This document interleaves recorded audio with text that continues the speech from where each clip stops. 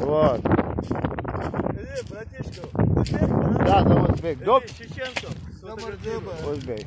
Доброе утро. Вот, мой брат хороший. Какой брат? С утра рыба поймал. Вот. Видите, какой Все рыба? крабы сожрали у Вот. меня. Завтрак уже готов, можно сказать.